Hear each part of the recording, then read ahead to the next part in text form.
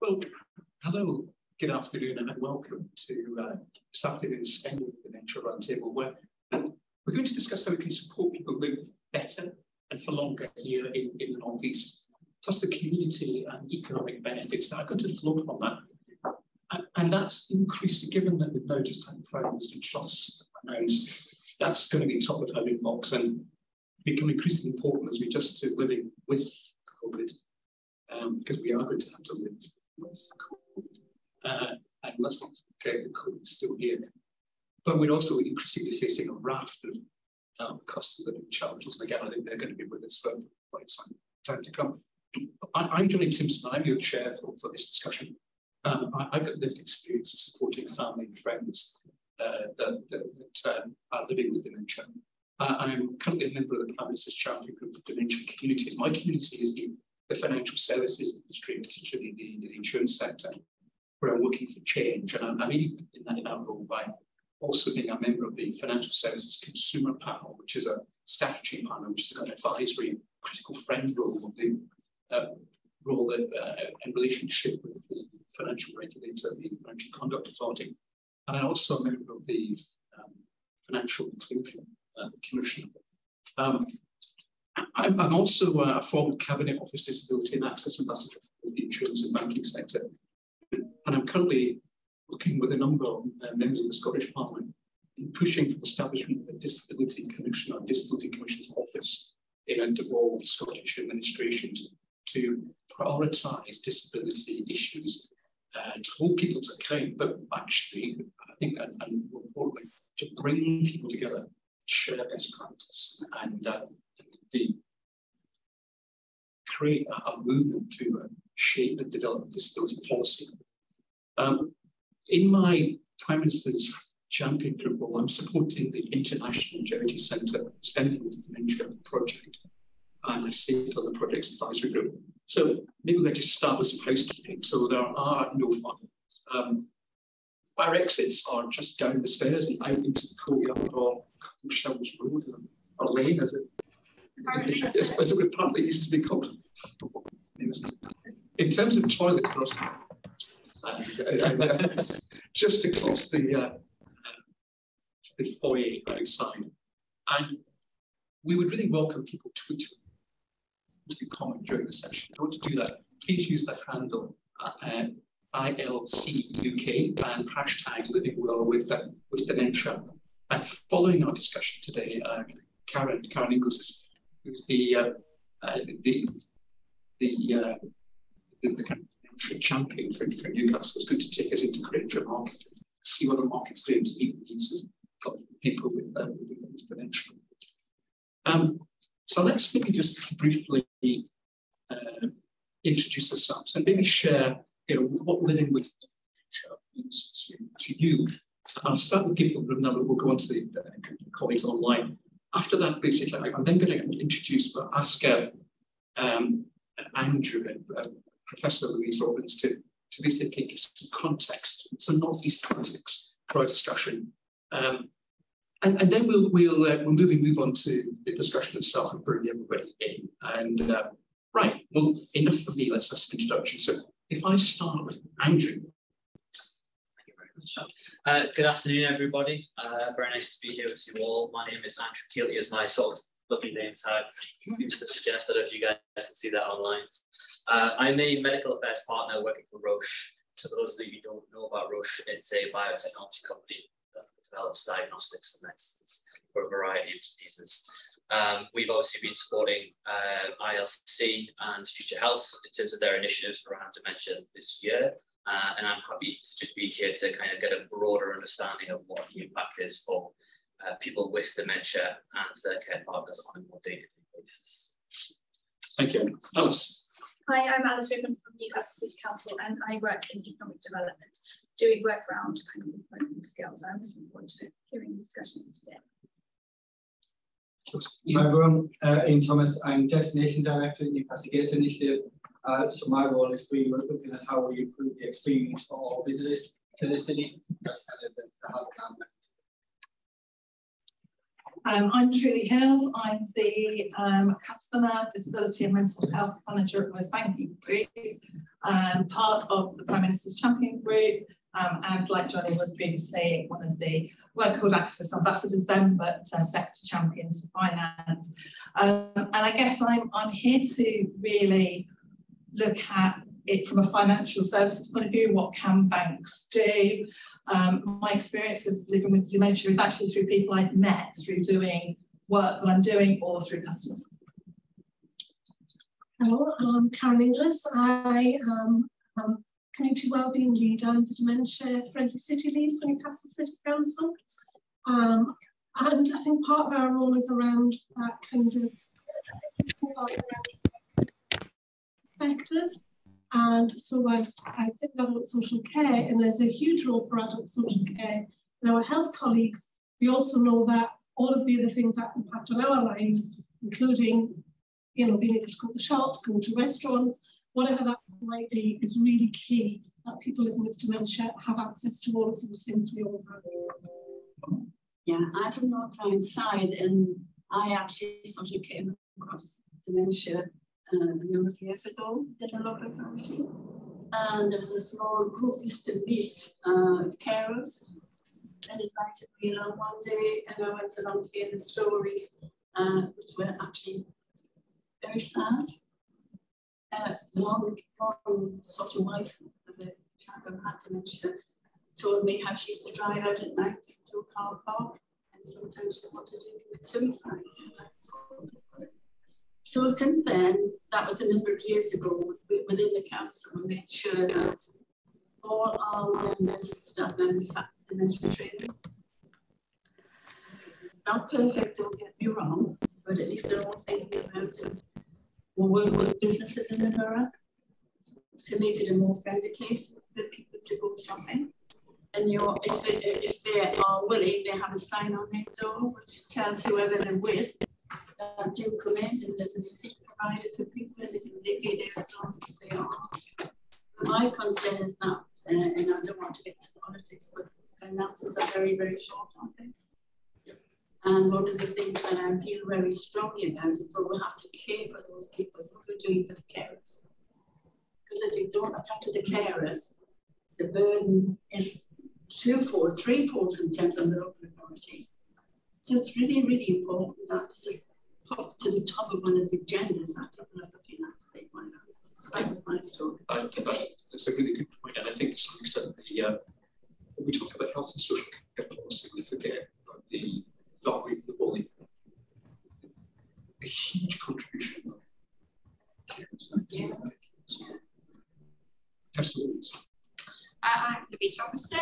I've been a GP, general practitioner in Newcastle for over 30 years, and I'm also a researcher specialising in dementia care and improving the quality of dementia care. And just to add to Norma's comments, I've obviously seen firsthand the evolving nature of those family networks as we live longer, and carers stretching to sons and daughters who are also caring for grandchildren. And it's really quite incredible how much families do, I think. Thank you, Louise. Nick. Right. So I'm Nick. I work for the International Longevity Centre. Until recently, I also worked with our founder, who sadly died in June. So that's Baroness Sally Greencross, who was co-chair of the Parliamentary Group on Dementia. So I had quite a lot of work with them on their inquiries on dementia care, another one on dementia research. The dementia care report comes out next week. It's very relevant to our discussion today. So we'll continue with this work to the ILC. Yeah. Hello, I'm Els Forbes. I'm a fairly newly recruited retail impact fellow, and I'm on an 18th contract to help change retailers' perception of how they see, employ and serve older customers.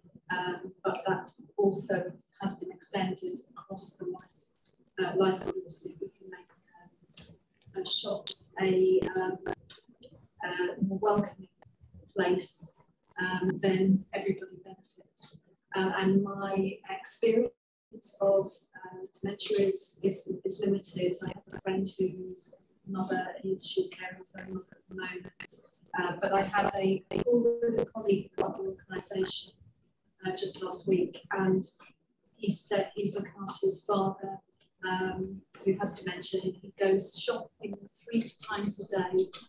He takes his dad shopping, and he said he didn't know what was going on, but what he was very clear about was that he had autonomy when he went shopping. He was able to have a choice and have control of that situation, and be able to reflect on something that he used to do. So I think it was very poignant.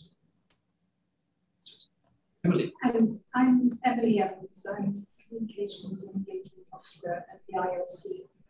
And I, like Elsa, started relatively recently at the ILC and have taken on coordination of the project. But I'm also new to the experience of dementia. I know of people, and I have my mother-in-law is, I suspect, showing very early signs of having had quite severe bout of COVID, showing early signs of possibly dementia. So I'm enjoying the work, fascinating. My learning curve is very steep. But just to apologise that to those joining us online, that it's very difficult for people to hear. I'm hoping the captions work. Can you see the captions on your screen? I think you might have to turn on the captions. I don't have a microphone to make them use. I will go and see. Just to see them, if it's not on, you can just hold it at the bottom and we can rotate. So yeah, many apologies. We tested it out and it seemed to be working earlier, but I think we might be a bit far away from the camera and the microphone. Andrea has just asked to see if she can get up the microphone. Bindi, do you want to just tell us a little bit about you, if you want to, if you could come off mute? Hi everybody, my name's Bindi. I'm from the Alzheimer's Society and I work with the Strategic Change Department. So I've been with the Society for just over 12 years now in a variety of different roles, each of which where I have directly supported people affected by dementia. Currently, we are focusing on supporting one of our corporate partners with bringing about dementia-friendly business initiatives into a corporate bank. So supporting customers as well as their workforces as well by introducing and launching a carers guidance for their workforce. Thank you, Bindi. Malika, can I ask you to just join us? Thank you. Hi everyone, I'm Malika Rahman Amin. I'm a research evidence manager at Alzheimer's Society.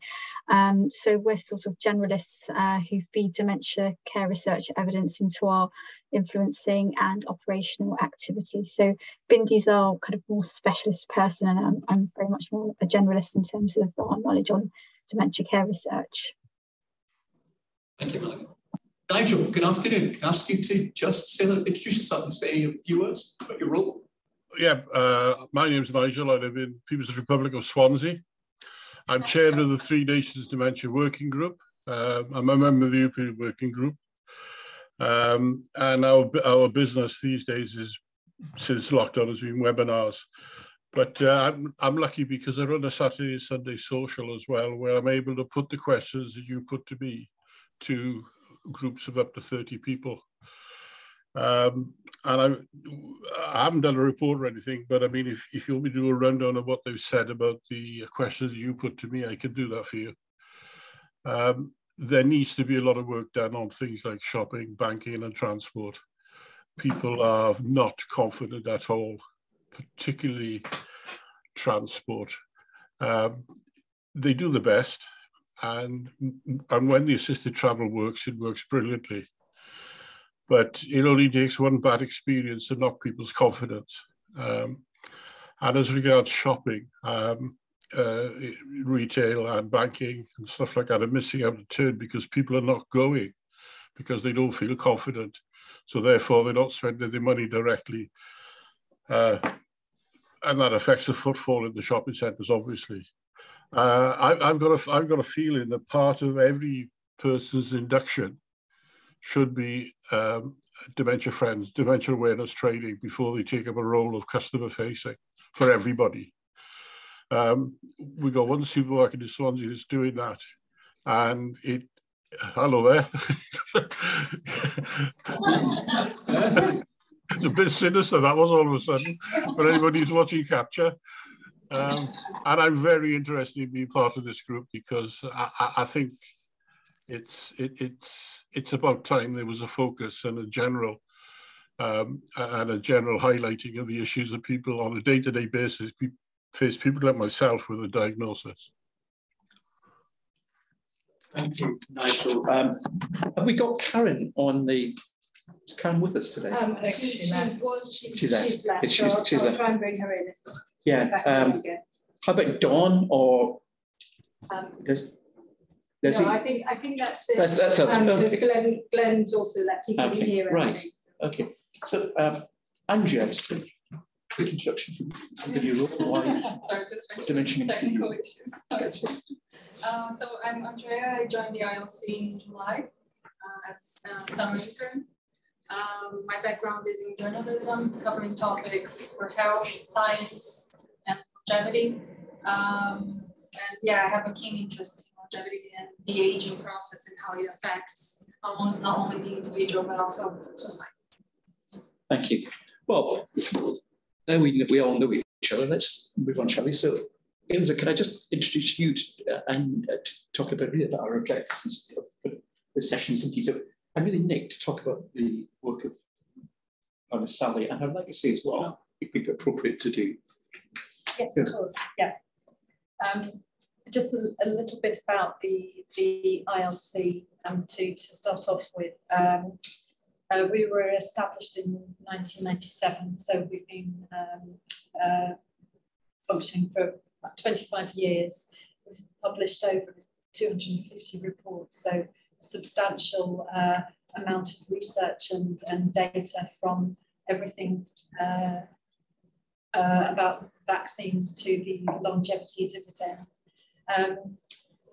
Our global alliance partners number 16, and we have an unrivaled expertise in demographic change, aging, and longevity. And it sounds idealistic, but we would very much like to pioneer solutions in a society where everyone can thrive regardless of age. I think that's a great T-shirt. So working across, as I mentioned before, across the life course, and with particular peaks in certain areas. And today we're really here to learn from your experience and to share knowledge. I have some very interesting information, which is a forward in terms of the dementia and spending report, which is due shortly, and some really fascinating information has come up through that. But really, what we would like to do is understand how businesses, retail, and services, as Nigel in particular said, can better support people living with dementia and their carers, and particularly in the Northeast. You've obviously been working in the sector, and it would be really helpful to share the experience and for us to be able to learn from it. We've got fundamental criteria that we'd like to smash, and so it's wonderful to be here to learn from you. Right. So talk a bit about briefly on the history and then to the legacy. So I think ILC in the last 25 years very much, it's in its DNA, it's had an interest in dementia and seen it as much such a big problem. Potentially a thing that we can also do a lot about. So Baroness Sally Greengross used to be the head of Age Concern England from 1987 to 2000.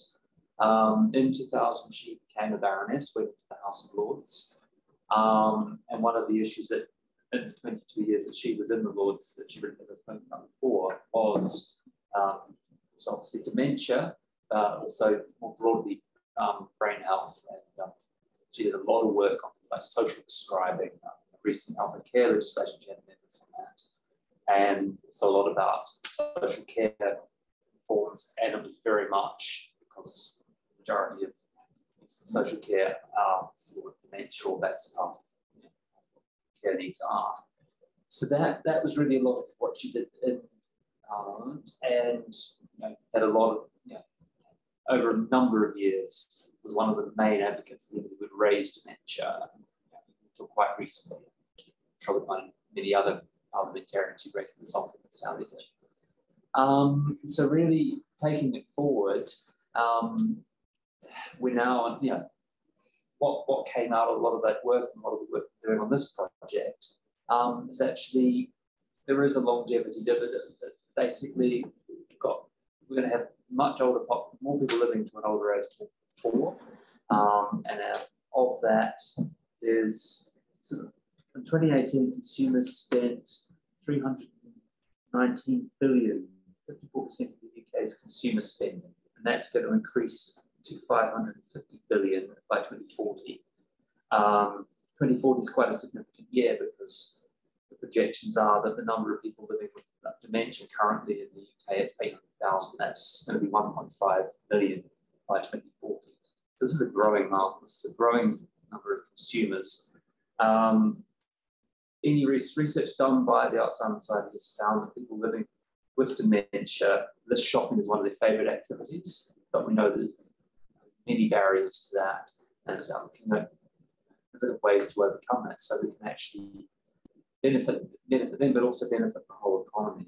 And actually, one of the key things, and something that, going back to Sally, she was very strong on this early diagnosis, because the earlier you get that diagnosis, the really support structures and do things, and potentially help people live healthier lives for longer. So that's really what that's about. Thank you, Nick. Well, we've talked really about the UK context. Let's maybe just put some local context and bring that to the table, Glenn. That's really what we're looking for from today. It's really, how can we in the North East inform the discussion? So to look into that, can I just now hand over to Professor Dame Louise Robinson, and again bring Billy Bales in as well. So Louise, just over you to talk about the dementia here in the North East. Yeah. So I think the first thing to say is actually finding local facts and figures is quite difficult. And the figures I found are actually from the Alzheimer's Research UK. I don't know how accurate they are, whether they're pre-COVID, post-COVID, but nationally, apparently 1.33% of the population are living with dementia at the minute. And actually within our North East and Northern Cumbria region, we have quite a lot of variability in that rate. And I suspect that variability would match with our life expectancy in the region. So you've got wealthy aspects of Northumberland, like Hexham, where the rates are almost 2% of the population living with dementia.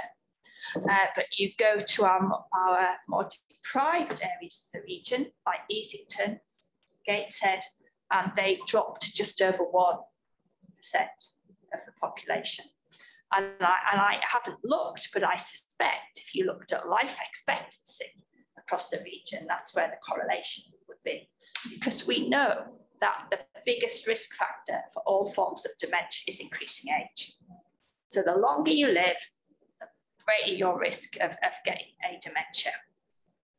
Although research, which I've been part of, has and I think this has been the most important research of the last decade, no disrespect to our drug companies who are looking for new treatments, but some of the most important research has come from colleagues like my colleague Carol Brain, who are public health people and have looked at big population samples, and they have followed older people up as they age. And you know, they have found that there are other risk factors, and age is not a modifiable risk factor, but you know, high blood pressure, smoking, being overweight, poor diet, long-standing depression, limited social networks, all of the deafness, all of these are now recognised risk factors for dementia. And the advantage of that is, of course, that means that clinicians like myself can then start to talk to younger populations and say, how can you help your brain health? You know, and 10 years ago, we used to do that around heart disease and diabetes, but we now know that we can equally put a lot of that evidence, a lot of those risks into keeping your brain healthy and actually preventing cognitive impairment and dementia, which I think is probably the most revolutionary aspect of dementia research in the last decade in my lifetime, because we still don't have any magic drugs that make a difference here. But what we do have now, and this goes for countries and for regions, especially to work with our new structures like the integrated care boards, where you've got health and public health and social care coming together to actually start much earlier on in trying to encourage people to live well without dementia as they age. And we know we've done that. We've done that with stroke, we've done it with heart disease. All of these things have gone down because of these big national and regional public health initiatives that we've managed to do. But I want to just actually, for my final bit, talk about care. And while I acknowledge that getting a timely diagnosis for dementia is really important, some research that I've been leading, which is funded by the Alzheimer's Society over the last 4 years, has actually made even me concerned about the care and support that people with dementia and their families get once they're diagnosed. And the Alzheimer's Society funded this programme of research, and we spent the first couple of years just actually finding out what's happening in England. What was current post-diagnostic care like? What were people getting? Who were they getting it from? When were they getting it? What sorts of support were they getting? And in a nutshell, that showed us that the geographical inequalities that we knew existed were actually much worse than we thought they were. And post-COVID, in follow-up interviews we did, these were widening even more. And other things that we found were that specialist services like memory assessment clinics, memory support services, because of increasing demand and reducing financial budgets, were becoming memory assessment services rather than support services. So we're giving a diagnosis, but we're then transferring people to primary community care without the sort of follow-up that they might have been doing 5 or 10 years ago in terms of specialist support. We also found that most of the support people got after diagnosis was in the first year or two after diagnosis, and yet as the condition worsened and the demands on the families increased, support was often harder to get and was often fragmented and fragile. So what we then did in the latter part of our programme was try and find examples of good practice in England. We knew what the issues were. Let's try and find out where they'd done it well. And we were limited by money, of course, but we found 6 sites which had been reported to us, and we were looking for not just good post-diagnostic care, but integrated care and sustainable care. So these services had to have been going for at least 2 years and have funding to continue being funded. They were supported by their local commissioners, if you like, because of the good feedback. So we went into these 6 sites, and my research team actually went. They observed the care that was being, support that was being given. They talked to service users, and we sort of put all that together, and we tried to come up with what we thought was, if you like, a best practice model for post-diagnostic dementia care. And you know, it wasn't rocket science. Can I say that? And that's no disrespect to my funders, but actually what we found wasn't rocket science. A lot of what we found was same sorts of things that cancer had been doing for the last 20 years, that diabetes care had been doing. So it was about, you know, having integration between all the relevant services, making sure services were joined up, having an expert, a disease expert, actually based in the community, working closely with the generalists, with primary and dementia care teams and social care. So in cancer, that's the Macmillan nurses, which are now pretty routine in our country. In diabetes, you have specialist community diabetic nurses. And these people, these specialist nurses, weren't just there to give services to people with dementia. They were there for 2 other reasons. One, they were there to train and mentor the generalist people in the community, because GPs and community nurses and social care staff are not experts in dementia care. They have to cover everything. So they need someone to help mentor them and train them up. That's exactly what Macmillan nurses do with cancer. They're not there just for the patient and their families. They're there for the general staff in the community who are trying to deliver this specialist care amongst all the other things that they do. And also to make sure that there was a formal system, a formal care pathway in place, so that everybody who was involved knew from the point of diagnosis who was involved where, and it was all linked up. So for example, if you get diagnosed with cancer, you'll be put in touch with your Macmillan nurse, you have a specialist in the hospital, you might have a lead GP in the community, they might then link you with the hospice or the various day services, and it links in, and services, people move in and out as their needs change from the point of diagnosis to death. And that wasn't happening in dementia. That support was falling off as the demands of the illness got worse, and families were increasingly left to cope. So the model that we developed, we're now piloting. We're piloting it in Newcastle, and we're piloting it in London, and we'll hopefully have feedback from that in the next year. But I think my point is, it's not rocket science. It doesn't take millions amount of research money to make a difference.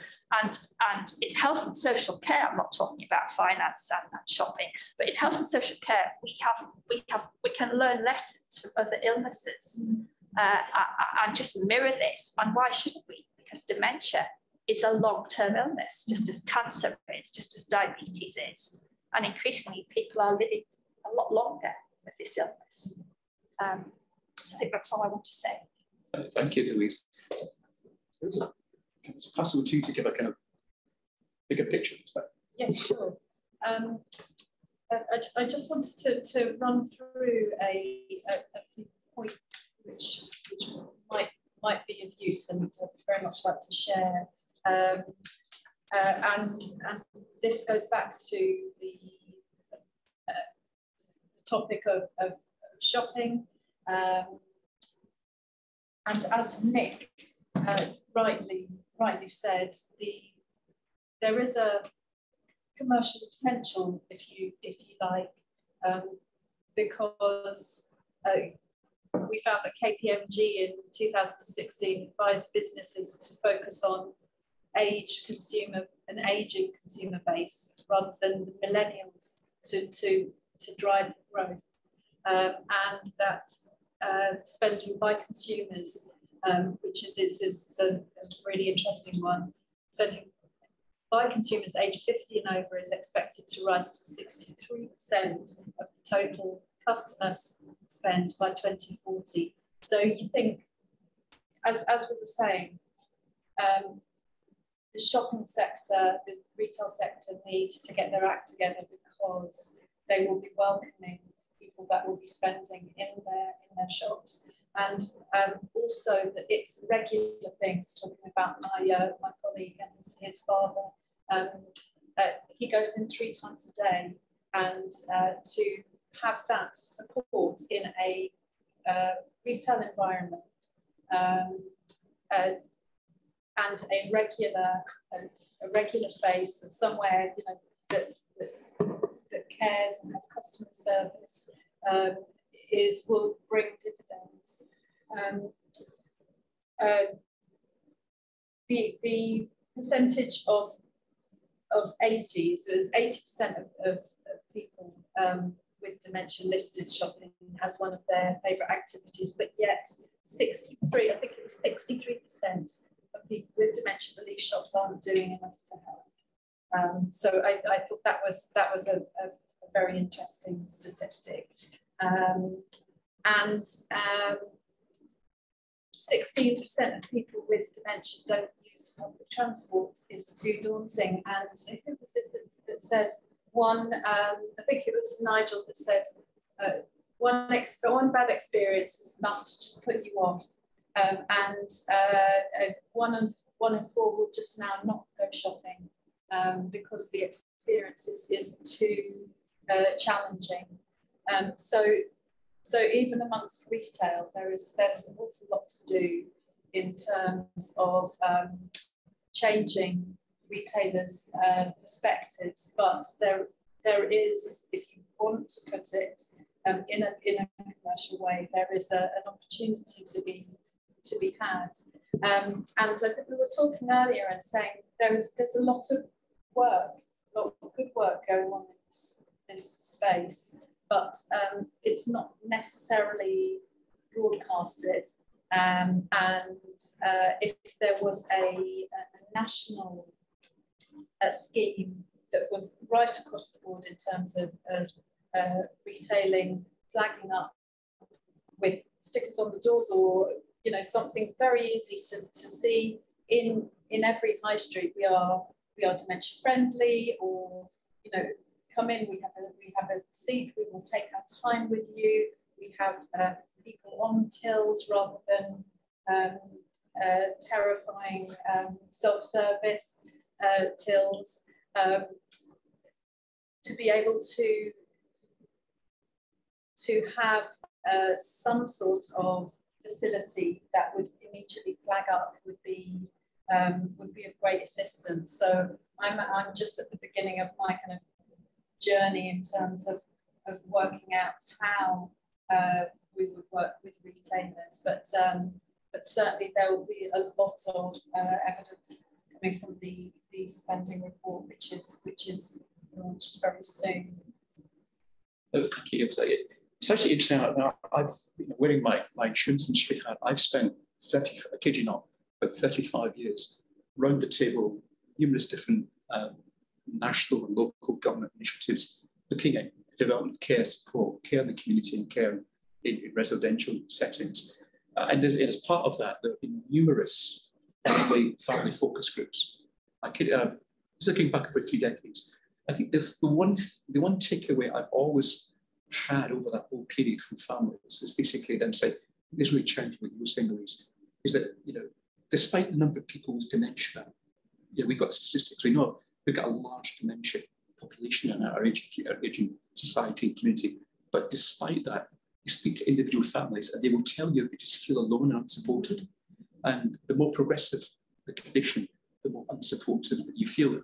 And I think I always take learning from Nigel and the work that he does with 3 Nations, but I think we forget the importance of keeping people active, interactive in the power of community support to both people living with dementia, but importantly, people caring for people with dementia. So let's maybe open up the discussion and talk about some of these things. The power of the community, particularly here in the northeast. I guess let me throw some topics out there. What are the challenges that you see locally for people with dementia and their carers? What challenges does that present to business? What works and what do we need to do better? What should we scale up and how? And what can we take away from, when you have a bad experience? For me, failure is failing and not understanding why you failed. even if it goes wrong and you know why, you can take success from that, can't you? And so let's look at that as well. So maybe we can open it up to maybe a bit more local focus now. So Alice, Ian, Norma, Karen, if you want to paint a picture, and truly, I mean, banking is central to everything we do in life. So chip in. So Alice, well, actually, I was going to ask a question. Make those projections. What do you think about sort of cost of living, how that's going to play with people's spending habits? Because I imagine people, older women have tighter purses than their money. So how do you think that's going to kind of impact on those projections? I'm not saying we should have discussion, but I think it's really important that people engage in their community and know that it has huge health benefits, just in terms of that sort of spending. Well,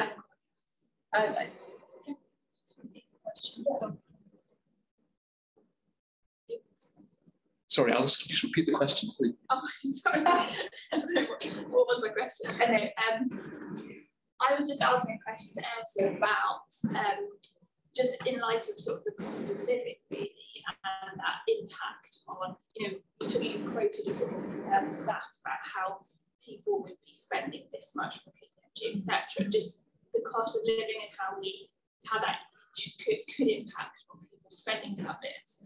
And I just add at the end that we should still have this conversation, because we know that people engaging in the community does have massive health benefits. So just in terms of that sort of spending, I'm sort of interested in. Well, I think we all will be scaling back, and the extras that we treat ourselves as in recession all shrink, don't they?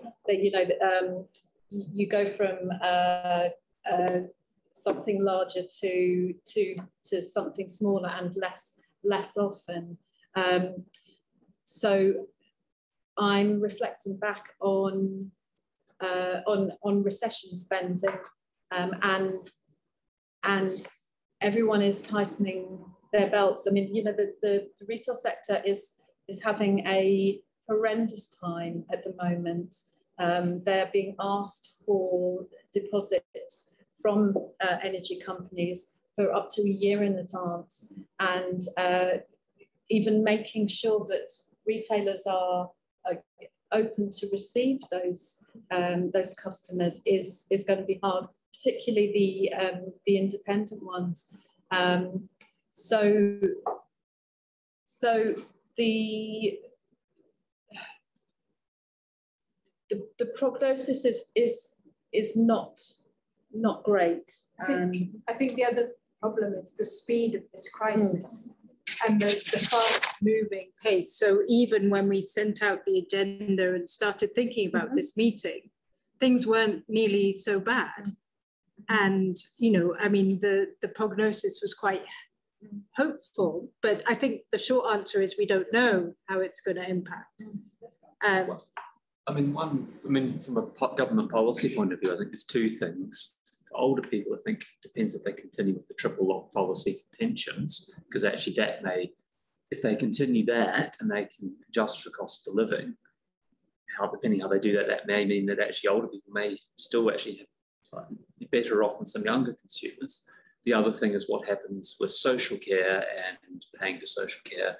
And obviously, we've heard from the new Prime Minister's going to cut the tax that was going to fund some of that. So if there's going to be more paying for that, that might take that money back out of. So those two things could well play along with the cost of living. Yeah. I think it's worth saying in Scotland, and we've now got Social Security Scotland as a devolved Social Security framework.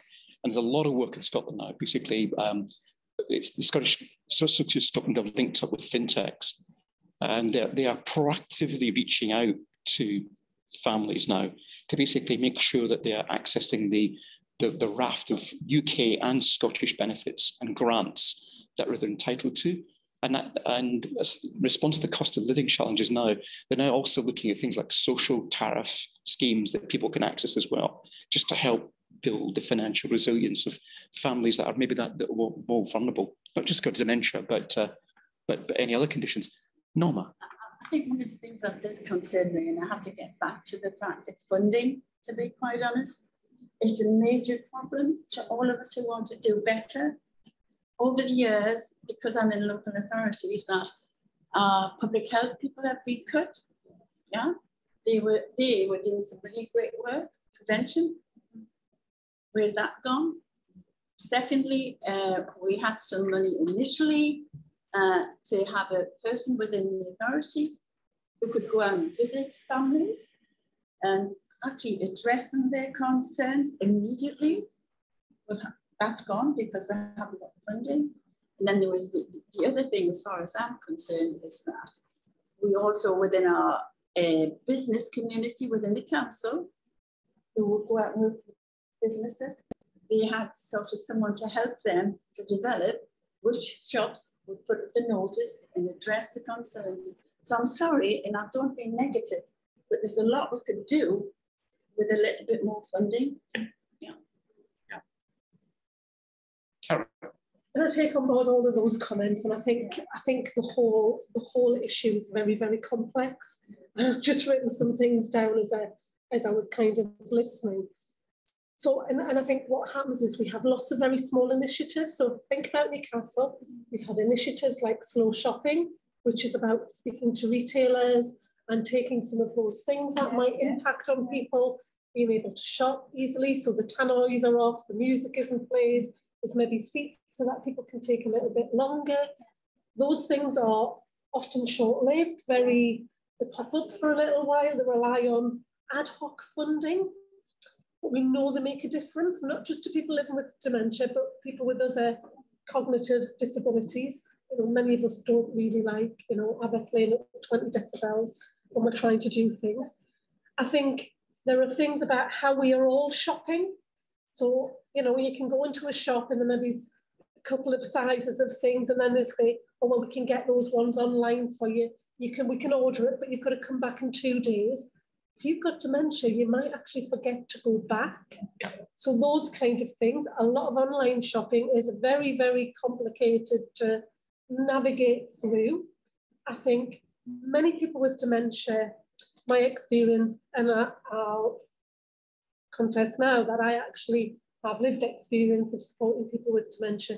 As people's dementia progresses, their kind of, I guess, geography decreases, so people spend more time locally at the local shops, the local high street.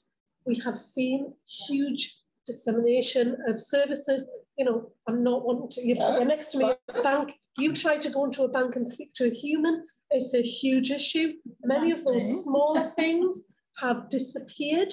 That has a huge knock-on effect around whether people can be supported appropriately, around reading a letter, paying a bill, whatever that is. And that's you know, that is council officers, it's lots of different things. So it's multi-layered. And I think, you know, again, we've got really good examples where banks have done dementia friends sessions with people. We've got lots of retailers who absolutely see the worth of making sure they meet that population, but are living in a world that's moving very fast. And if they don't keep up, they're not going to survive either. And I think it's about that real sit back and think about it. And my final comment is really going back to what Norma said, is one of the big things we need to consider is carers. Most people living with dementia are supported by informal unpaid carers. Yeah. Many of those people have to give up work. That has a huge impact on the economy, let alone what happens to individuals. We're actually losing and missing a trick in employers not being able to support people who are caring for our older population and remain in work and have much more flexible working opportunities. And that actually hits people at the lower end of the pay spectrum than it does me, who has flexi time and can manage my time. But actually, if I work in the local supermarket down the road, I probably aren't afforded the same level of movement. So I think it's multi-layered, and I'm sorry I've kind of went through a whole load of things, but I think the economy is not a simple, and shopping is not a simple thing. I agree with we were chatting last week about the neighbourhoods that plays massively into it. You know, there are some kind of communities across Newcastle where the amenities are really good, you know, so people can engage in their local community, whereas there are other parts of our city, I imagine it's the same in North Tyneside and particularly in Northumberland, where the amenities just aren't as good, and you know that's really tricky for people to engage in services and projects there. But you know, we talked a little bit about transport as well, and we were saying again last week, they've done loads of work in the city centre to developments and things like that. But if you've got dementia, you know, that's really disorientating, and it's about how you kind of manage that. Not that you don't do those changes, but how you manage that and how you make, you know, some of the bus routes have changed. It's really difficult in the city to get from east to west. You know, you have to come. So things like that, I think those conversations need to happen quite strategically as well. Thanks. It's interesting, just picking up on that transport point. We did some consultation for the recovery plan for City Council, and that came out a lot in the disability forums about kind of people had their set routines, they knew where they got off the bus, what that meant in terms of 2 or 3 things they had to do that day and then be able to get out. And while it's great we changed, the city said like, it does have a massive impact on people. And I think interestingly, that I think it was the stat you said about 16% of when we use public transport. With net zero, with all of those things we're trying to do, it's how you balance that, because actually if you've got that routine, you need the car and you're being moved out to different parts of the city, it has a real impact on that. And obviously wearing that kind of hospitality hat and thinking about some of the things you said about kind of retail and staffing, one of the other challenges is you've got kind of 17, 18, 19-year-old kids in a lot of these places, quite big turnaround. Training them is really difficult because actually they leave after 6 months, or you don't really have that experience. And actually there's a bit of nervousness in those youngsters about, have I dealt with this properly? Have I dealt with this correctly? And I think there's something around embedding it into the culture of organisations, not just into the training of the people, because it's a lot of youngsters, as I say now.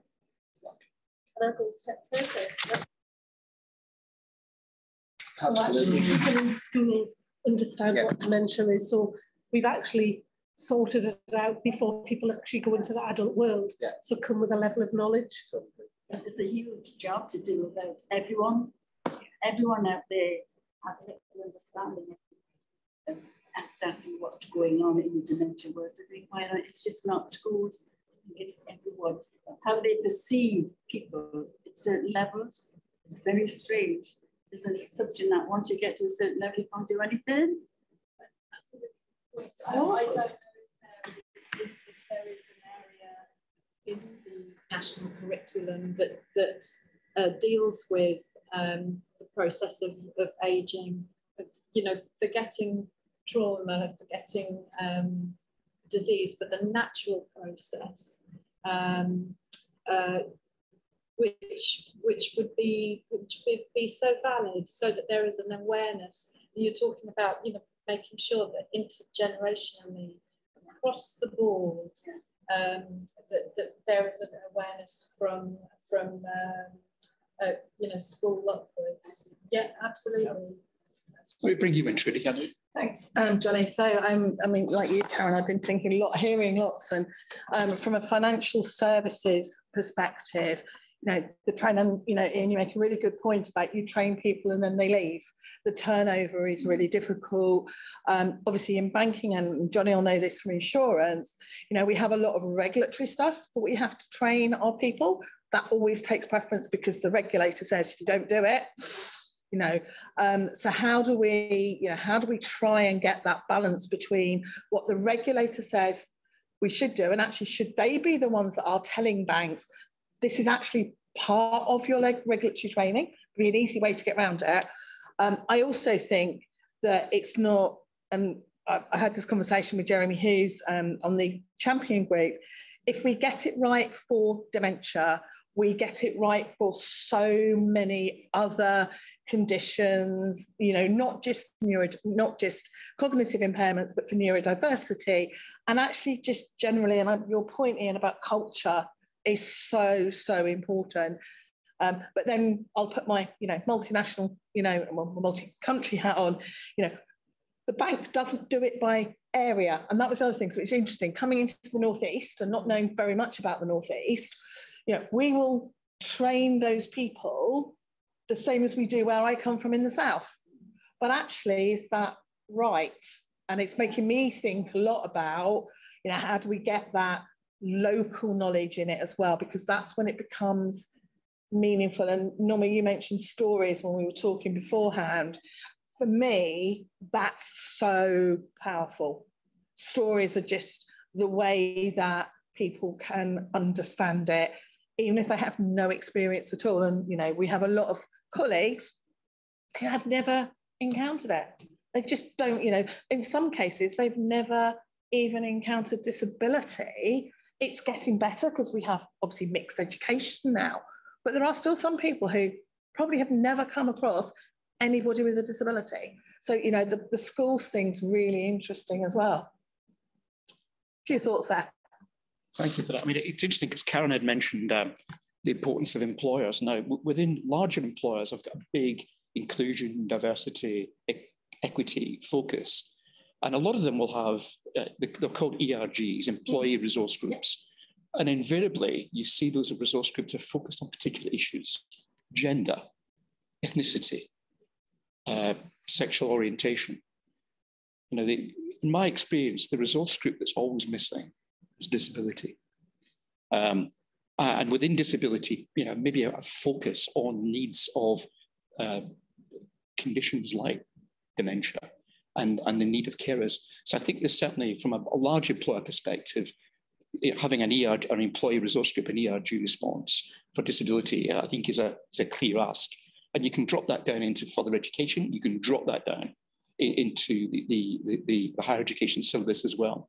But I think there's a role for local government, because what about the small employers who are too small to have an ERG of their own? But why couldn't you have a Newcastle Traders ERG or a Tyneside Traders ERG for various things?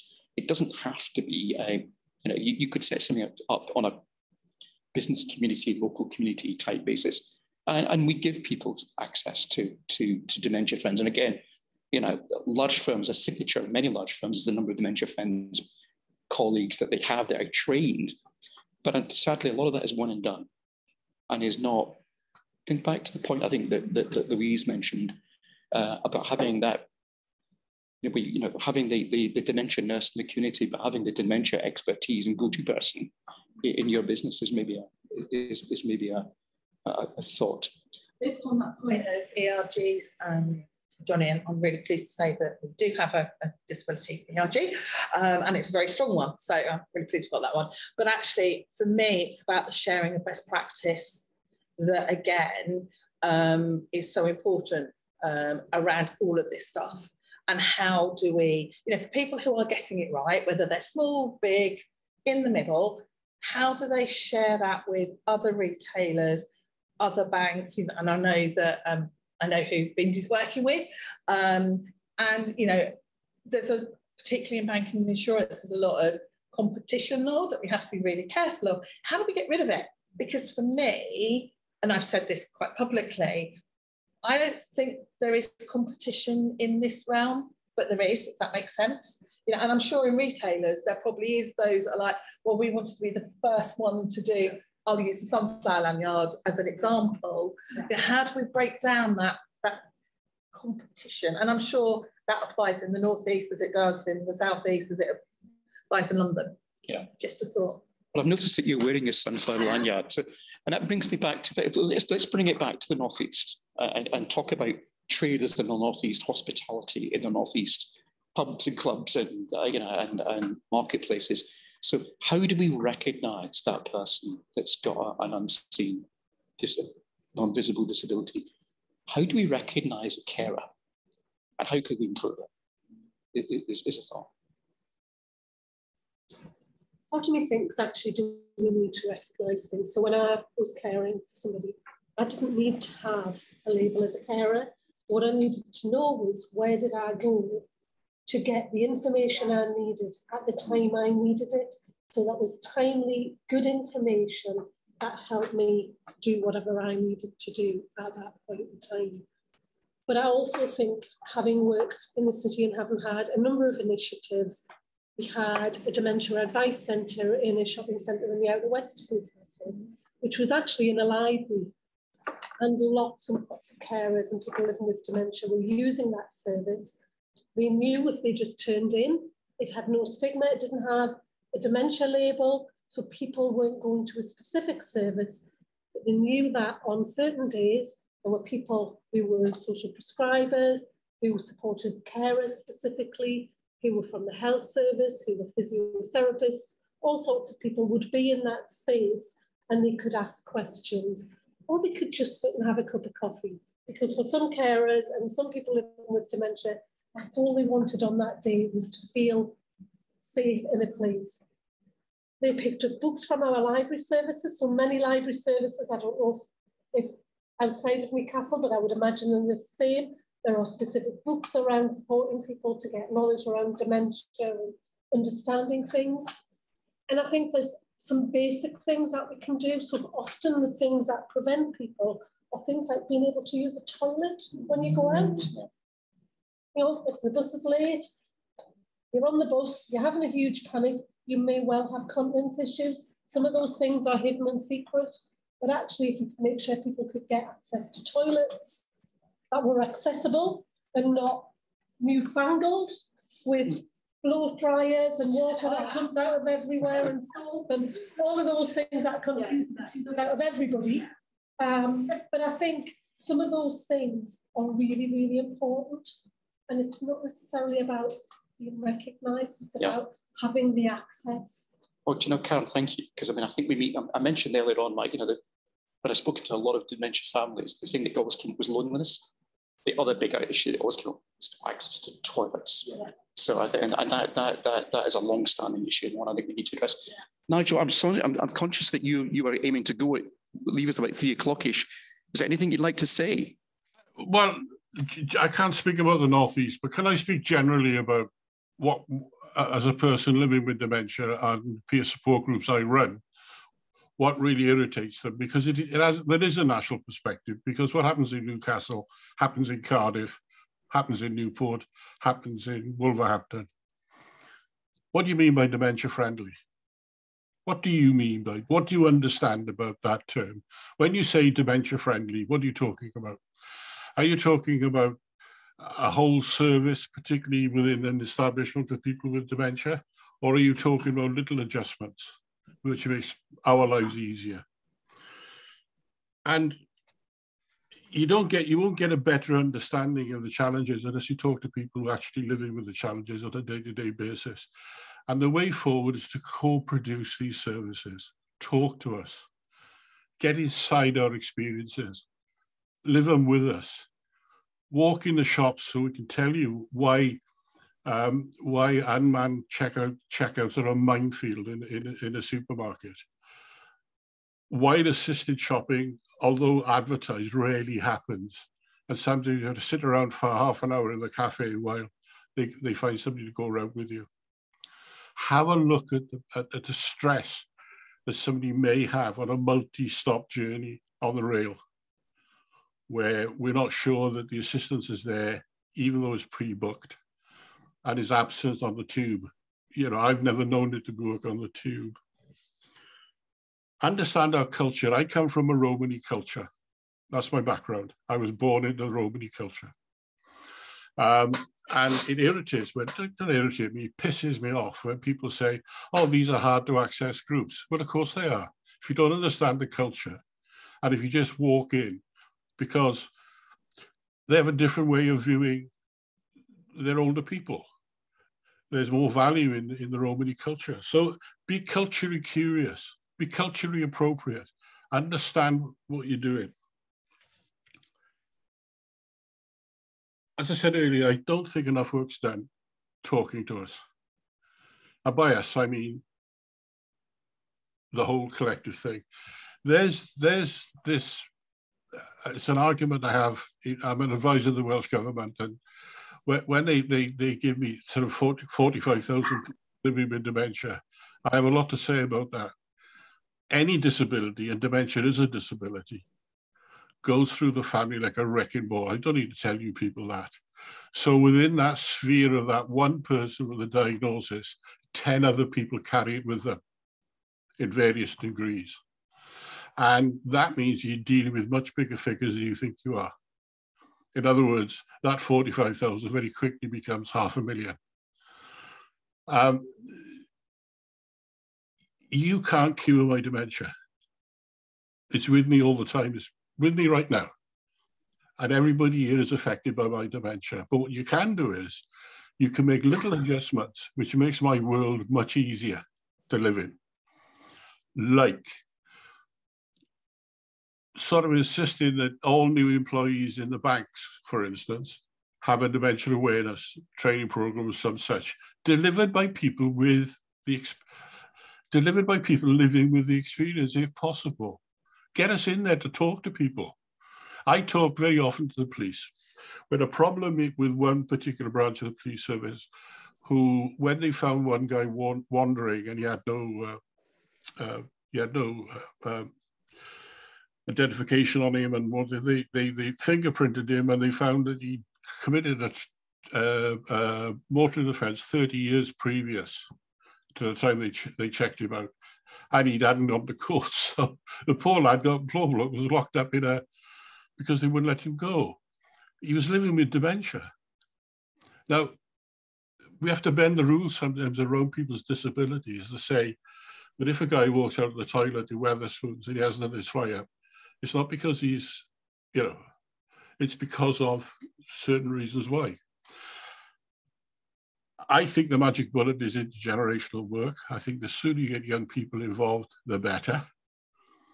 That's proven. I've been involved, and they're things of beauty. Primary age school children with no inhibitions, no agendas, creating havoc in a nursing home, but bringing unbelievable amounts of joy within that nursing home. I think that's the magic bullet. I also think that we need to move away from the medical model. I think that sort of holds back because that's got a deficit agenda and people are more concerned what you can't do than what you can do. There's a lot of work to be done and it's not going to be done overnight, but somewhere soon, we're going to have a conversation on the economic perils of being old, particularly now with energy bills and one thing or the other. There's another dimension that's added to it. It's not the case that people won't spend their money. In some cases, people can't spend their money. Thank you, Johnny, because we're going to have to go soon. So I hope that's been useful. It has, Nigel. Thank you. I think what you said about being quite clear that dementia is a disability is something that Malika, who's just left, has actually had raised from the Alzheimer's Society. I think we need to do more about raising the profile of non-visible disabilities. And I think you're absolutely right as well about what you were saying about the social model.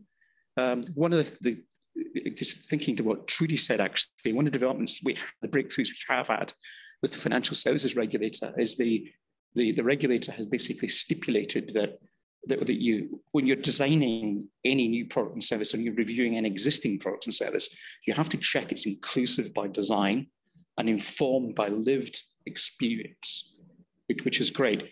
But the regulator did introduce this term, vulnerable customer. I was having this discussion with Louise earlier on, but unfortunately, there's been a leap to vulnerable customers. Sometimes a lack of realization that not all customers like to be labelled as disabled or vulnerable, because despite the fact that they may well have an underlying disability or disabilities or limiting health condition, it's not necessarily that's disabling them. It's the barriers that they face in trying to interact with your products and your services is the disabling factor. So I think a focus on the social model is very, very appropriate. But in terms of initiatives that have worked in Newcastle, is there anything that anyone would like to share? I was going to jump in and give a little bit of info about something that's happening at the moment, which people might be aware of. My colleague was going to come along and talk about it briefly. It's the High Streets project at the East End for Shields Road, where they're designing it, not with dementia in mind particularly, but just with residents in mind. And it's a 2-year project funded by North Tyne Combined Authority. And it's about basically making sure that there are services there that people need and want. It's designed with people in mind.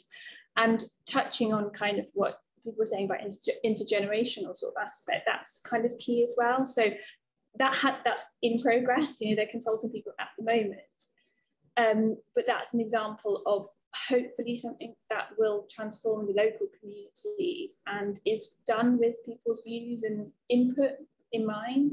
I don't know if you wanted to say anything more about that sort of. And I think that's really important. And I think I would just like to kind of just on the back of what Nigel's saying is, tomorrow in Newcastle, we've actually got a session over the road at the football stadium where we've got people living with dementia, their families, people who work from the volunteer community sector to support people, anybody who's got an interest, people who are employed in specific roles, to come together to look at what are some of the key important things to start to have a strategy for the city around dementia, particularly around post-diagnostic support, because somebody can live with dementia for a long time. So even a term like post-diagnostic support, what does that really mean in reality?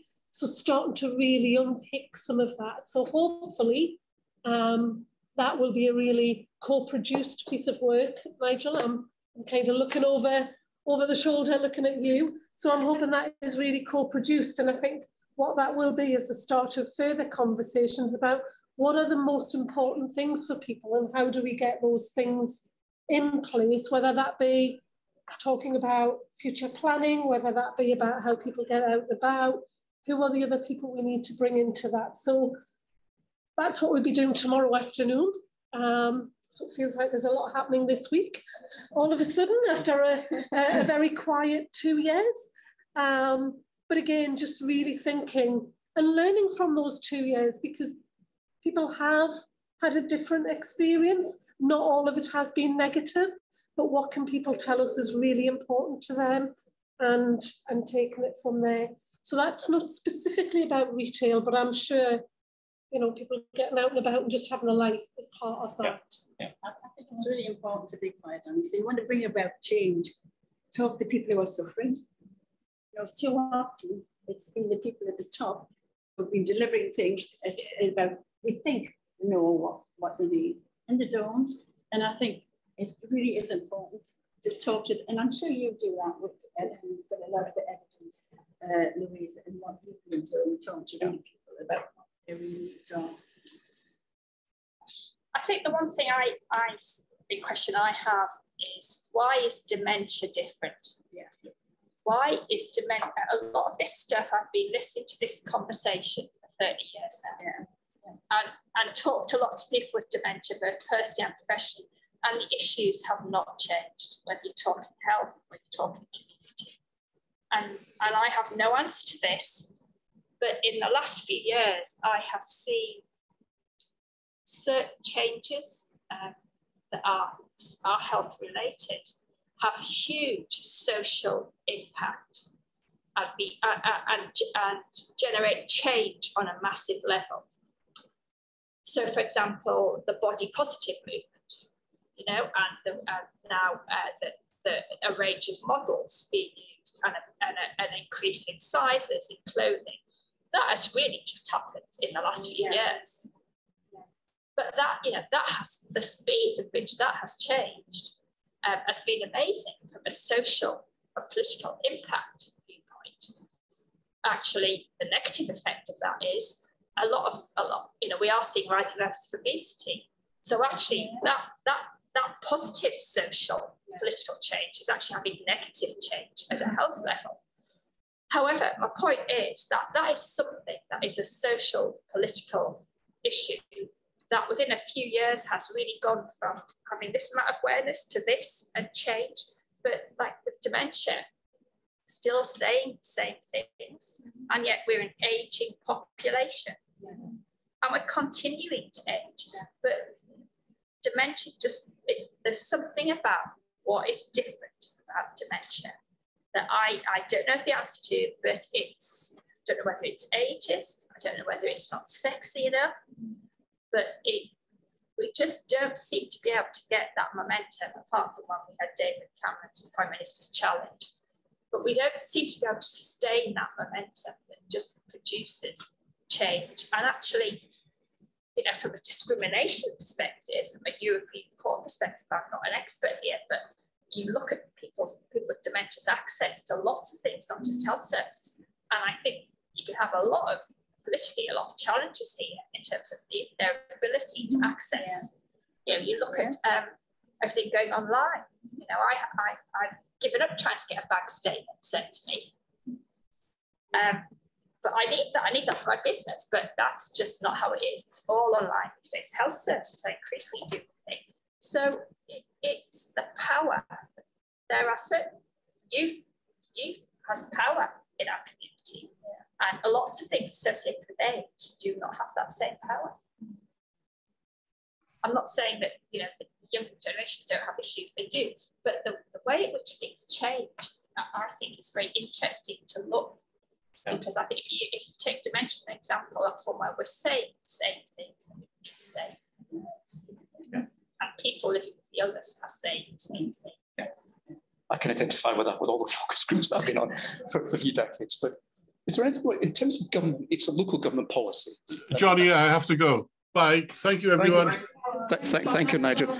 Well, Bindi, before we move on, but you've been listening to a lot. Is there anything you'd like to just chip in?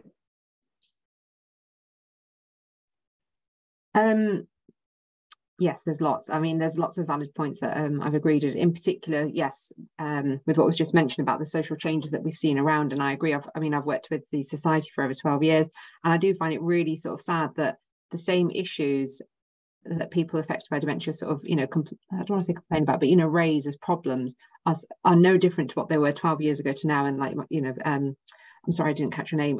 What you've said, you know, you've been hearing it for 30 years is really sad. We have seen lots of changes, and I think the youth do seem to hold quite a lot of power for social change.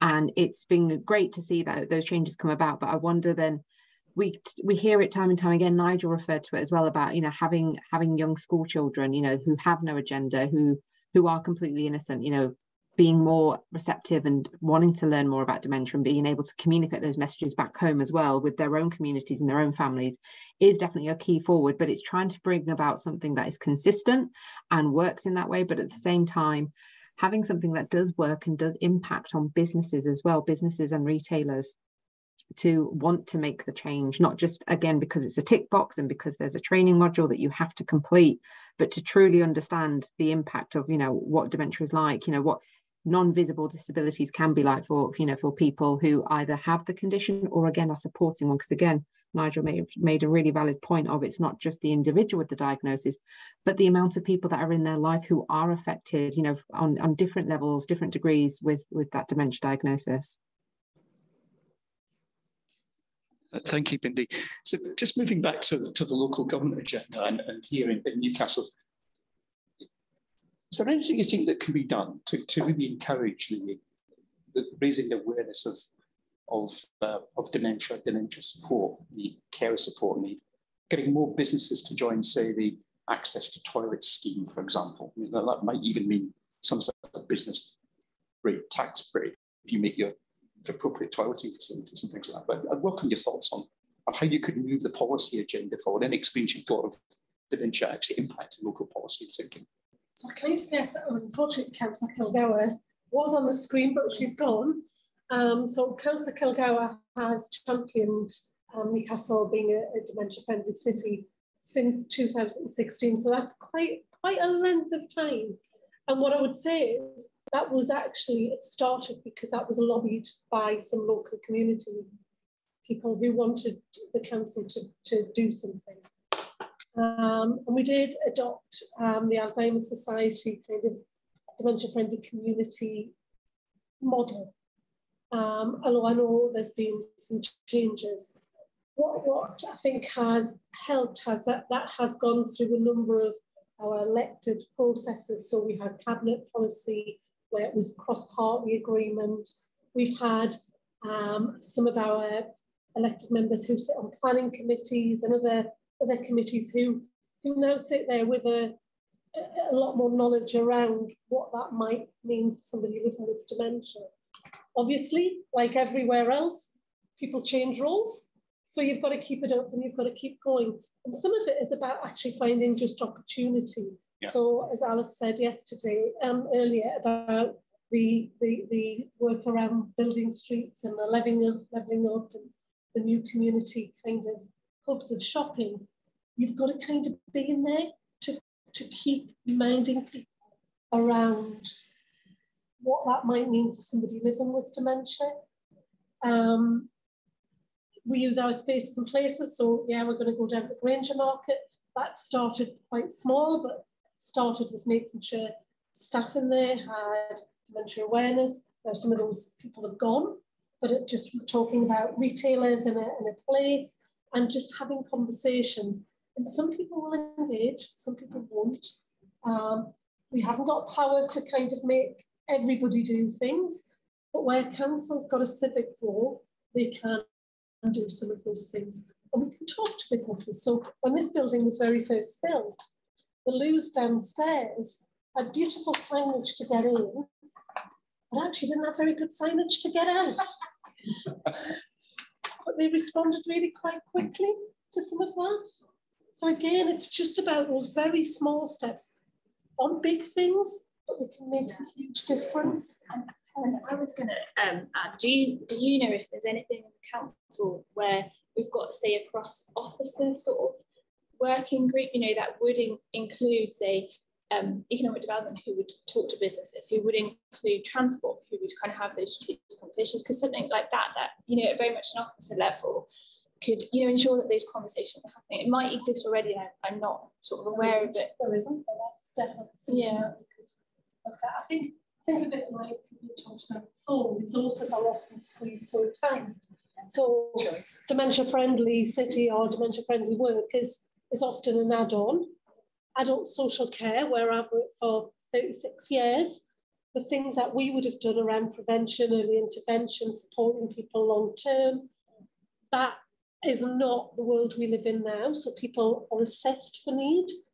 I know people struggle to see a GP because they're getting, you know, so many people a day. Often people are missed and go through loops of all of these different people. And I think some of that is just the squeeze on resources. I think our voluntary community sector, which we haven't really talked about, play a huge role in supporting people in communities. And I think, again, they're missing from this conversation, but I think they bring a huge amount of support, like the Alzheimer's Society, direct to families, that we really need to think about much better. I just ask you a sort of bigger picture, it's a probably an ignorant question, but how does evolution in the Northeast region work? Does it help with, I mean, in Greater Manchester, there seems to be a lot more that can be done and coordinated because of the slight different powers. And I wondered if there is a issue there that it might be helpful for us, or I might be opening a complete minefield that we want to leave for the moment, you know, and does it make a difference, or has it, just in terms of joining up services and the work that's going on in Newcastle? You know, I know the offices in my authority, speak to the office in Newcastle, and I know they speak to the offices in Northumberland, because what we do, we're doing together on certain things. So yeah, still within our own authorities, we can do what other things that we think are important. Yeah. But there's a lot of cross-thinking and cross-working in the three authorities, and that might be even bigger shortly. So we'll just have to wait and see. But there's three across the river as well. Yeah. The high street work has come up through the combined authority. Yeah. So there's lots of things that are here because they have the same problems. But one of the things that I often find is that if you can get a task group set up, right, the businesses, the voluntary sector, local authority, health and health watch, and talk about certain things, have something on the table that you're all concerned about. Sometimes you can get some really great things happening. Yeah. We did it with COVID. We're doing it now with antisocial behaviour. And it's something that we accept is there, how can we all work together to improve things? And I don't know if it works, but I mean, there is a way of working together. And so sometimes you're duplicating what other people are doing. And sometimes it's nice to understand where health comes in or where the voluntary sector can help. What are their businesses? How do we speak to all the businesses?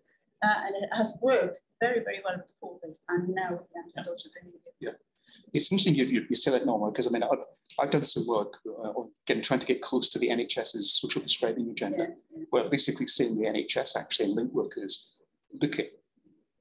reach out actually into other sectors to bring about support for people. And I do wonder if that, a lot of that focus actually has been on, certainly the work I've seen has been on, particularly on cancer actually, and cardiac conditions, and a little bit of work with mental health and helping people with mental health and their finances. But I just wonder if that's a concept that could maybe bring health and business communities together. Have definitely told support people with dementia. But I think there's complexity. You've got local authorities, we've just moved from CCGs to integrated care boards, which are much larger, but we've still got a place-based focus. And maybe some of that will bring around some of those different conversations. I think in Newcastle, we've got Collaborative Newcastle, which are all of those partners you've mentioned, including the universities and businesses, sit together and have conversations. North Tyneside will have something very similar. But I think sometimes dementia falls between the older person's agenda and mental health. Yeah. And sometimes it doesn't actually get the kind of spotlight, if you like, that it maybe always needs, or the kind of the combined effort, I think, from my experience working within the local authority. Yeah. So when I speak to my public health colleagues, it's a mental health. Yeah. But it doesn't within adult social care. Yeah. So I think there are complexities. Yeah. I think that speaks to the point you made right at the start, Louise, which was different and how can get cut through. We have cancer services, we have diabetic services. They're not split between older people's services or mental health or physical services. They have coordinated needs. Yeah. This has been going on for decades. Why is dementia different? And I think we have to openly ask ourselves that. There is absolutely no evidence that I know of as a scientist or a cancer specialist to say that having a 2-week referral for somebody who has suspected cancer makes any difference in terms of being a 3-week referral or a 1-week referral or a 4-week referral. Yeah. And yet that was introduced on a national scale and is adhered to. That is a big change on a big scale with, I won't say little evidence, but we know you've got to get a diagnosis as soon as possible. But you could say the same for dementia. Mm-hmm. But that change that was implemented was immense. And even during COVID, we had the cancer services contact us saying, we're really sorry, we've fallen to 6 weeks behind. How can we work with you? What can we do? Yeah. How can we work with primary and secondary care? How can we make it a bit easier for you perhaps to send this bit of the form? But there's nothing I know of that says 2 weeks is the magic number. Yeah. Social prescribers are being rolled out nationally on a huge amounts of money being put into social prescribing. There isn't any hard evidence to say that social prescribing makes any difference. There might be when it's evaluated, but why was it rolled out nationally? Yeah. Having sat on a national guidelines board for dementia, I have ploughed through evidence. And, it's incredible. Even when you have evidence, you sometimes can't get it implemented in practice. Yeah. So why is it different? Yeah. I'm very conscious that social prescribing was kind of championed in Newcastle University, actually. Social prescribing, I'm all for it. But if you look at the evidence base, before it was rolled out nationally, there is not a great evidence base. Yeah. And you're right, why is dementia? And I'm not saying it shouldn't be rolled out. No. What I'm saying is why do you have to then go to the end of the other to get evidence to roll something else out? Yes. But then you have something like social prescribing, which is just rolled out. Yeah. You have to have fairness for all. Yeah. And that gets back to my point about inequalities Yes. and the discrimination aspect. Yeah. Would you believe that actually dementia drugs are not on the World Health Organization essential medicines list? We only have a few of them, but the World Health Organization does not have them on their essential medicines list. Why is that? Well, you have to put an application in, you have to put the evidence in, and then they say whether it's cost effectiveness and saving. Yeah. We're on the ball, don't worry, an application will be going in. If it's the last thing I do in December, but the committee only meets every 2 years. But why is dementia different, and why not the focus on early diagnosis when it speaks to exactly what Sally was coming from? I'm just sorry. I was just going to say that there is a compounding as well.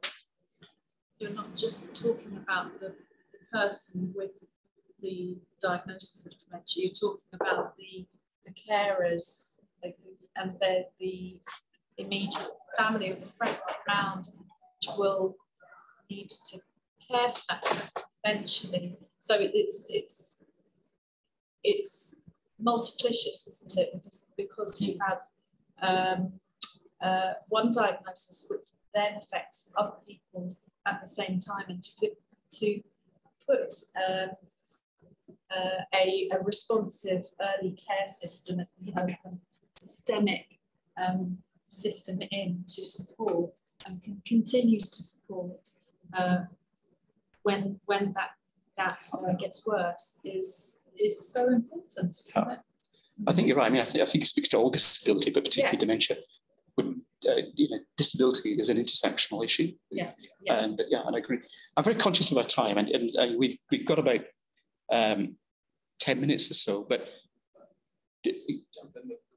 why is it different? I mean, complete answer, but certainly Sally's view was always it was part of a wider sort of agenda of age discrimination.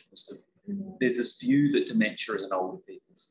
And okay, yes, it is. But we also know there's early onset dementia, but also it was sort of, oh, well, if it's an older person, so we don't need to, almost like, oh, too bad. I mean, that's, I think we need to challenge that as part of a wider discrimination. Actually, need to say, no, this is part of, a longer, healthier life, and the government's 5 extra healthy years. Part of it's actually about that. And then the other side of it is, of course, a third of dementias are probably preventable or can be delayed significantly through lifestyle choices. So, it's actually getting to talk about that. So, so the next 5 or 10 minutes, I mean, we don't want to think about maybe 1 or 2 things that we could maybe do which would improve access to helping people be more interactive, more engaged, have better access to the high street, better access to shops and the community and social experience that goes with this. It would improve maybe the support with the management of their savings and their finances.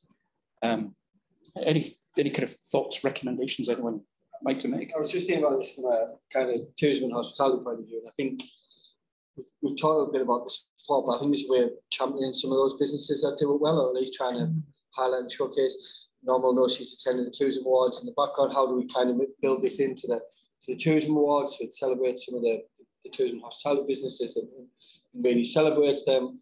Actually, how do we look at it from, you get a higher ranking on the website, we get 150,000 people on our website, how do we make sure that that's dementia friendly, but also showcasing those businesses that are well, including those who are for their toilets to be used and all of those. So actually there's an element of this of actually kind of flipping that and then using those businesses, say, go and teach your peers and have that peer to be learning about kind of, this is what we did. And we've got some brilliant business, like how do we get Fenwick, as an example, as an institution in Newcastle to lead this and to work with us? How do we get Greg's? Just thinking about some of those businesses that everyone recognises, the one, in Greg's case, on nearly every high street. How do we kind of have those conversations? I think there's a bit of flippantness to find the great businesses and absolutely celebrate the life out of them. Yeah, that speaks to what you said, Trudy, about celebrating success, telling stories and sharing experiences. I'm afraid I'm going to have to go, but thank you very much. It's been really interesting.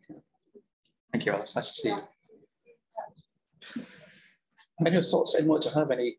I think for me, I'm conscious in my head we've got the session tomorrow, and I actually don't know whether retail is even on that agenda. Yeah. So I think for me, it's about kind of making sure that's on the agenda as well as all the other things they will be talking about, which is fine, but just making sure that that stays there. And I think for me, one of the other benefits is until last week I'd not met Alice. So our economic development team, like many other very large organisations, don't necessarily always work together. And I think, you know, we all live in those kind of worlds. So it's just about really making sure those relationships continue on. Speaks to Louise's point about having the networks and having specialists to kind of be a hub, if you like. Nigel, there's a really interesting comment from Bindi. Bindi, do you want to just come off mute and just share your comment? Hi, yes, I was just saying in relation to sort of businesses and retailers, so the bank that we are currently partnered up with is Santander, and that is one of the things that we are trying to work on is, yes, it's a unique partnership, but we want to showcase it, I suppose, not to try and be the show-offy ones of, oh, aren't we the first and the best who've done it? No, it's to try and build and put that drive in with other businesses and other corporates to want to do it, to understand that actually the changes don't have to be big fat changes. They can be small, subtle changes to their organizations, to their company, which brings about that, you know, the change that sort of Nigel referred to, of just making it simpler, making sure that when he goes into a bank or goes into a supermarket, that he's seen and gets the right support that is tailored for him and other people. That's what we're trying to work on. And now that our partnership potentially will be coming to an end at some point, again, it's to try and use the resources that we've produced together to showcase that again to other corporates and businesses, to encourage them to want to be able to do it and understand that they can do it. It doesn't have to be, you know, a case of having to spend a huge amount of money either. Thanks, Bindi. Norma? I'll have to go very short, 1 or 2 minutes, but I just want to say, I would love to do lots of things. Just give me some funding and I'll get it with my authority. And I think we really have to pursue this one. Why is dementia so different? That's a really important thing. And thirdly, what I was going to say to you is that let's talk to real people who are suffering, get the stories of people who are suffering, but people who are suffering have had success. You know, because people have gone through difficult times, but come back and say, oh, I did this and it's really worked for us. So, and you know, we can sit and tell stories, but if you talk to real people about their real experiences, that's pretty special. So I'm sorry, everyone, but I've got it down. Thanks, Nel. So thank you very much. Louise, a funny comment? I just want to say, I think the integrated care boards have a real opportunity here. But I'd just like to say that I think within that remit for people who are on the ICBs, then we need people who get a diagnosis of dementia should be treated with the same equality as people who get a diagnosis of cancer. Both are life-changing illnesses, but the quality of service and funding support that goes in to those different care pathways is just so different and increasingly different. And it's unfair. And it reminded me when I was talking that it's not that long ago that the Alzheimer's Society took the NICE Guidelines Committee to court, about a decade, because in this country, people with mild to moderate dementia couldn't get the dementia drugs because NICE said it wasn't cost effective, and yet all around Europe they were getting them. So the Alzheimer's Society, supported by people with dementia, took NICE to court, said you have to review the evidence. Why is this the case? Why are people in the UK disadvantaged? And they overturned, and NICE had to rewrite the guidance. You shouldn't need to do that. No, you're right. You get back to central point, shouldn't be different, should it?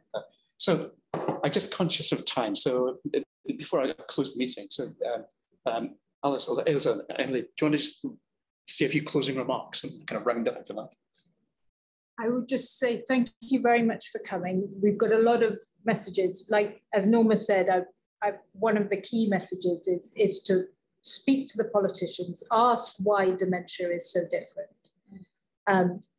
we have been talking to people with lived experience a lot, but we need to talk more, and certainly those success stories are really, really important, learn from that. So for me, it's been a very steep learning curve so more, and I've learned so much today. So thank you very much. The other thing, in my background is in education, and I used to work for a large teachers union. So I've got quite a good in with schools. So that's a message I'm going to take away as well, and see what I can do in terms of persuading teachers who already have an awful lot curriculum-wise to take on board a lot of these messages.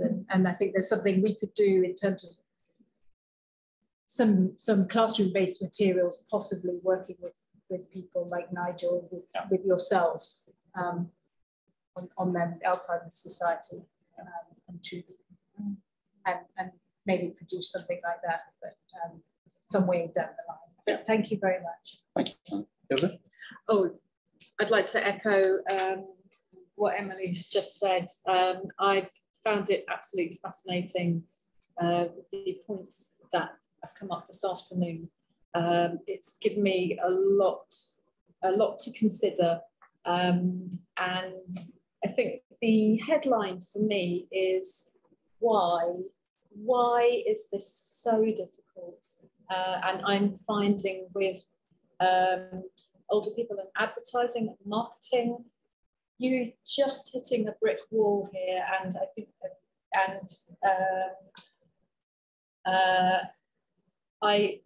the other message that I take from this is that the small things can make a big impact, and perhaps that, you know, through the cracks, that's where we can affect change. So so yeah, lots of notes, and thank you so much. It's been really, really absorbing. Thank you. Nick? Yeah, just echoing that, really interesting conversation, and I think we have to keep following up. Yeah. Well, Bindi, can I thank you from here in the room, and I do apologise for the problems that we've had with the mic. I've had to kind of roam about, so sorry everybody. I mean, thrusting a microphone in your face. so thank you all for a really valuable contribution, and, you know, expressing the view of consumers in the North East today. I like to kind of thank the Catalyst for having us.